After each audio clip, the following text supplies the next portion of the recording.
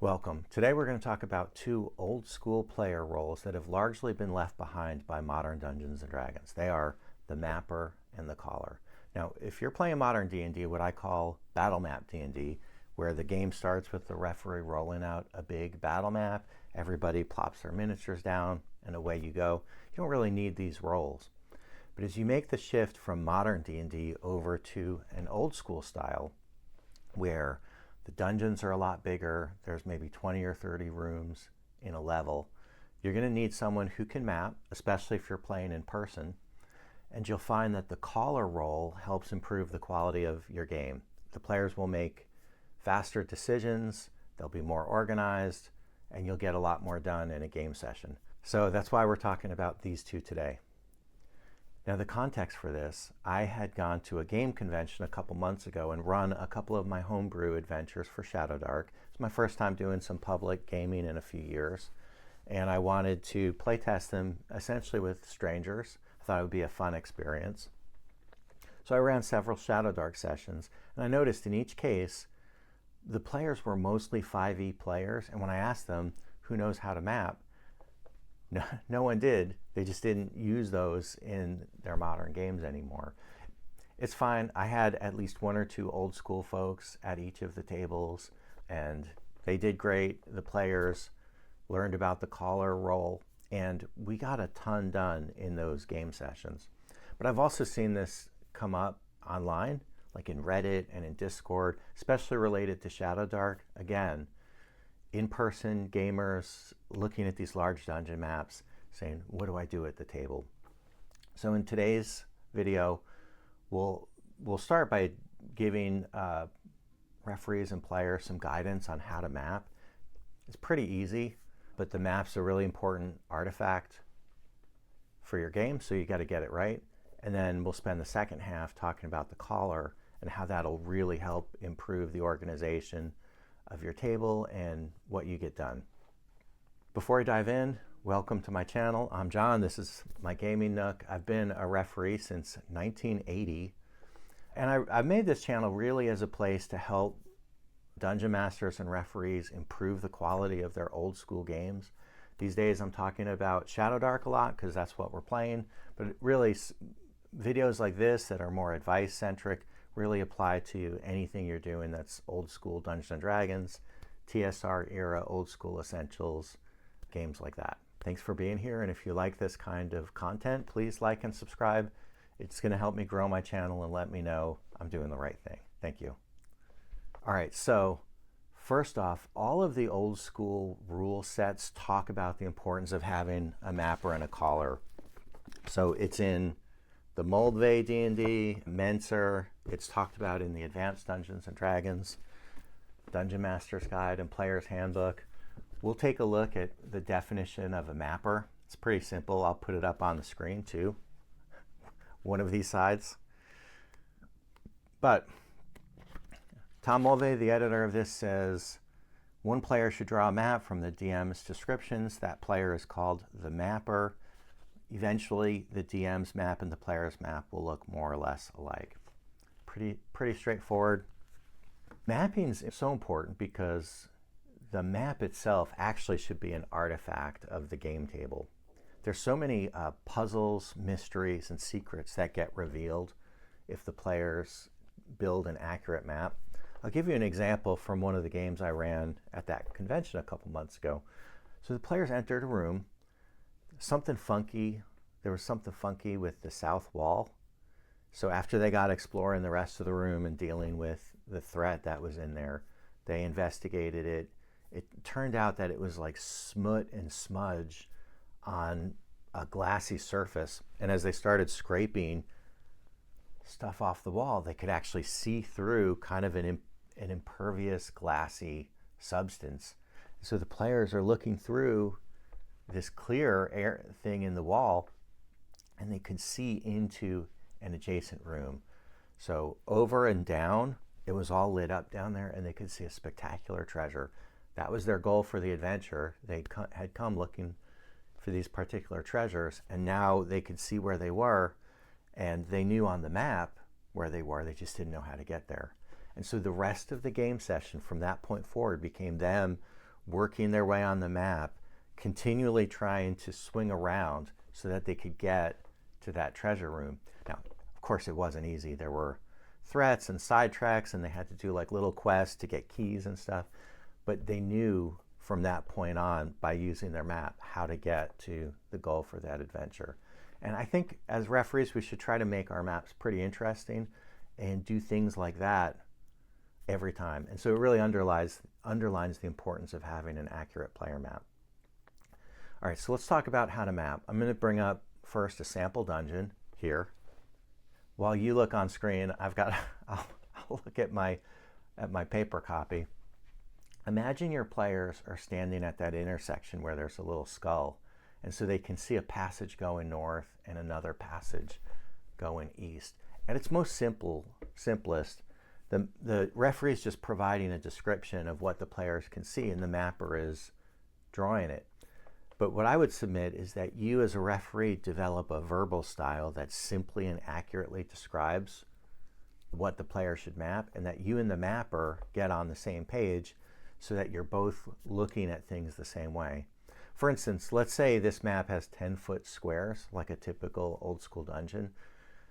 Instead of saying you see the passage go 60 feet and end in a door, you could just say it goes 6 squares and ends in a door.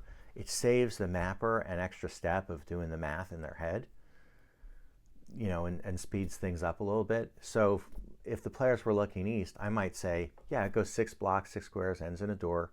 And then you see a door in the 4th square of the north wall.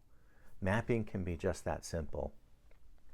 If the players go north as they enter a room, it's a little different because now you're dealing with a couple different sides of the room.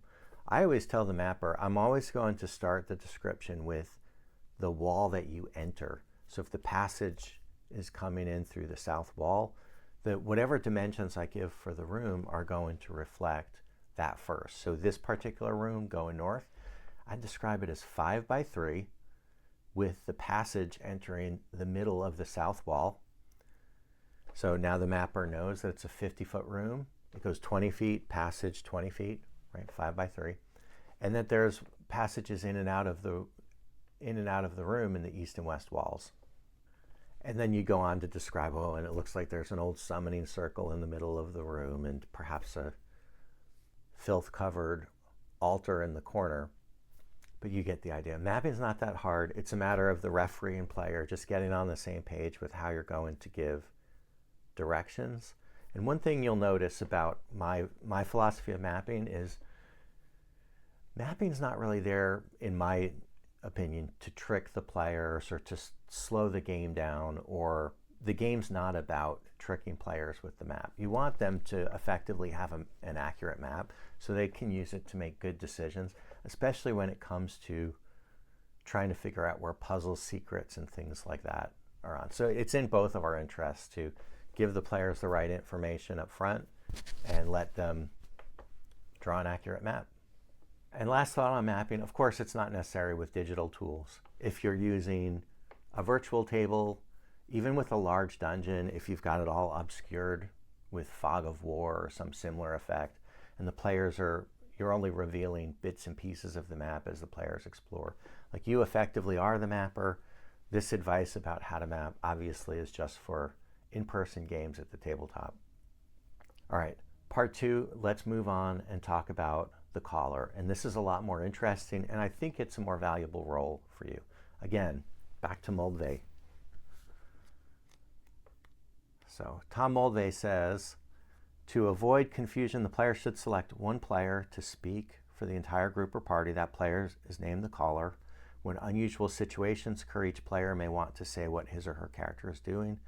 The caller should make sure that he or she is accurately representing all the player character's wishes. The caller is a mediator between the players and the DM and should not judge what the player character should do. I think a lot of people bounce off the caller because they see them as this artificial barrier between the referee and the dungeon. And if that's the case, then I don't think you're using the caller the right way. So I'll tell you what I do. Anytime something interesting is going on, the players enter a room, there's a threat, or they need to explore, you immediately revert back to individual initiative. So what do you do? What do you do? What do you do? Right? Go around your table, roll dice for initiative, whatever you're doing to organize the group so that each person has agency over their character. Where the caller comes into play is when that's over and the players need to go somewhere else and they need to make decisions and they need to get organized.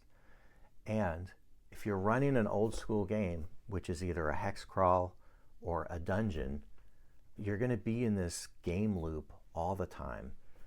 We just finished something. There's a couple different ways to go. Now we need to get organized.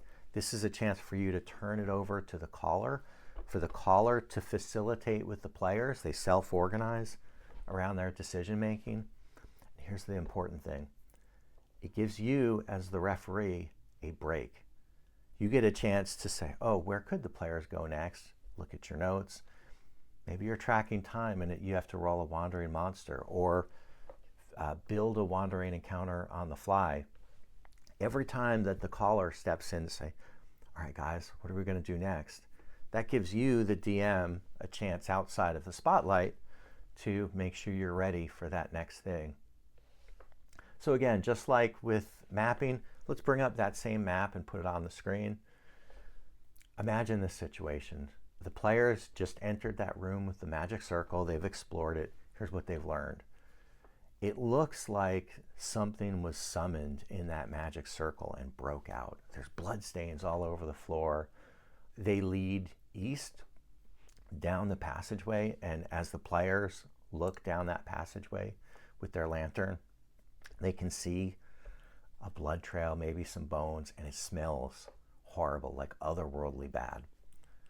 When they look west, they see that the passage goes a couple blocks and then there's stairs going down. And a cold draft is coming up those stairs. There's fog where really chilly air down below is hitting the warmer air of the dungeon level the players are on. Now, imagine this dungeon is called, Ice Crypt of the Frost Maiden or something. And so the players have come looking for the Frost Maiden's crypt because there's supposed to be a magic sword. Immediately, half the group is going to jump to the idea, oh, that's where we need to go. We got to go downstairs. The moment the players are finished with the magic circle room, you sort of turn the reins over to the caller and let the players have a discussion about what they want to do next. An old school referee tends to be impartial. They don't guide the action. You listen. But that gives you a chance to now look at your notes. Like, what is in the east room if the players go east? What will they experience if they go down the stairs? Is it time for a wandering monster? Your referees are hardworking. We need breaks. And in the meantime, the caller is going to look around at the other players and say, all right, guys, what do you want to do? And like I said, some players are going to immediately jump to the idea of, oh, we're here for a Frost Maiden's crypt. I think we should follow the cold. Probably someone at the group is going to say, if some horrible otherworldly monster was summoned in that summoning circle, broke out and ate everybody, and it's still down that hallway, maybe we don't want to leave a terrible monster behind us, especially when we come up those stairs full of treasure. We don't want to run into something when we're trying to get out of the dungeon. At least there's a real discussion to be had about which way the players should go. And this is the essence of tabletop gaming, right? Players exercising their agency and making decisions. And your caller is going to help facilitate that conversation. So I love using it, but like I said, the caller is about you finish something interesting, you need to figure out what you're going to do next, and the caller helps organize the party. They might take votes. All right, who's for hunting the monster? Who's for going down the stairs and looking for the crypt? The caller will make sure people get back into marching order. Are we changing anything? Do we have a marching order? Who's holding the light? It's such a valuable role because if you don't have a caller, either you're doing it as the referee, which is very intrusive and kind of not your job, or someone at the table is probably doing it informally. Most D&D tables do become like teams, so they kind of self-organize and people settle into different roles. One advantage of being intentional about naming a caller is that you can move it around. So I'm currently running 2 different old school campaigns, like alternating weeks, 2 different groups. In both cases, there's probably 2 or 3 players who just really like to sit back, give advice, take things in, but they don't want the spotlight. And there's 2 or 3 players that love to be the caller. And so we get to start every game session, hey, who's going to be the caller tonight? Different people will volunteer or we'll move it around. And so by having it as a specific named role, you do get to do that. You get to move it around week by week and give other people a chance to, quote, be in charge. Anyway, I hope you found this video helpful. Thanks for being here. Here's what YouTube thinks you should watch next.